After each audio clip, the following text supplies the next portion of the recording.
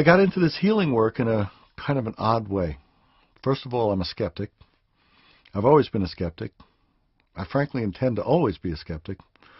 But I have to follow my experiences, and my experiences have been interesting, I think a little bit unique, and have changed the course of my life. Very, very long time ago, I was lifeguarding at a pool, and I ran into someone who claimed he was a psychic, and I had never met a psychic before. And so I started giving him objects to read, and I was impressed. And I gave him more objects to read, and I was more impressed. And I started to design studies, skeptically, to try to make the effect go away. I thought that if I got under sufficiently controlled conditions, that I was somehow deluding myself, and I wouldn't see any type of phenomenon. It turned out to be the opposite. No matter how tightly I controlled the studies, he kept coming through with his readings. His readings changed, and they changed to do physical readings. And he would start to get readings of people's physical symptoms, what was happening to their bodies. He was feeling it on his own body. And this was really intriguing to me. And so what I did, I started to give him reading after reading in a double-blind study of people that he didn't know and who I didn't know. And they would be blind to me so I could give away no cues. And they would have certain types of physical conditions. And I would ask him, diagnose them. Not only was he able to diagnose them, but the people were claiming that as he diagnosed them, the symptoms were leaving them. And this made no sense to me at all. It actually made no sense to him. I was a skeptic. He wasn't particularly a strong believer, and he was wondering what was happening to him, and his world was changing quite spontaneously. The interesting thing is he had no teacher. He wasn't coming from a school of thought, a school of belief, a particular orientation, and he wasn't trying to prove anything. He was asking me to try to figure out what was happening to him.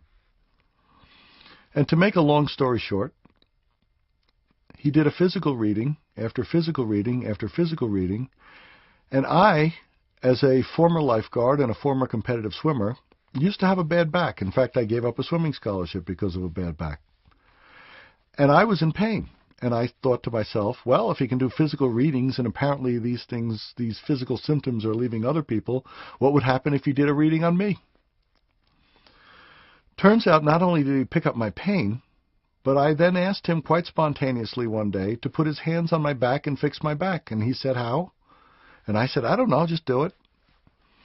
And so he did. And I leaned over on a kitchen table, and he put his hands on my back, and I felt a very odd sensation of heat, combined with a numbness, almost like being Novocaine. This numbness it was about 6 or so inches in diameter, and it wore off from the outside in as if I had been Novocaine and the Novocaine was wearing off.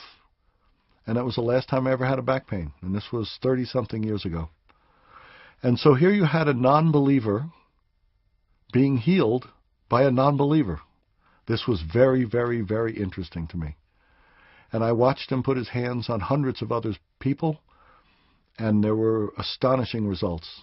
And after watching a few hundred quite amazing results, I decided that we weren't going to learn a whole lot by doing people. The people may have been grateful. Not all of them were. But the people may have been grateful for getting the benefit of a healing. But we couldn't isolate what was the cause of the healing. Obviously, they had a condition before. Obviously, he put his hands on. Obviously, the condition was better after. But was it always due to the laying on of the hands?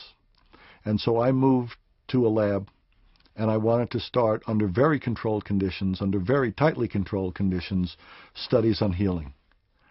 And so my beginning was clinical.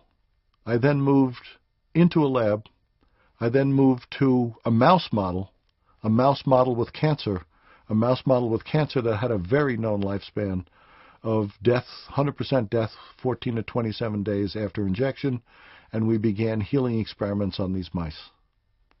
That's how I began.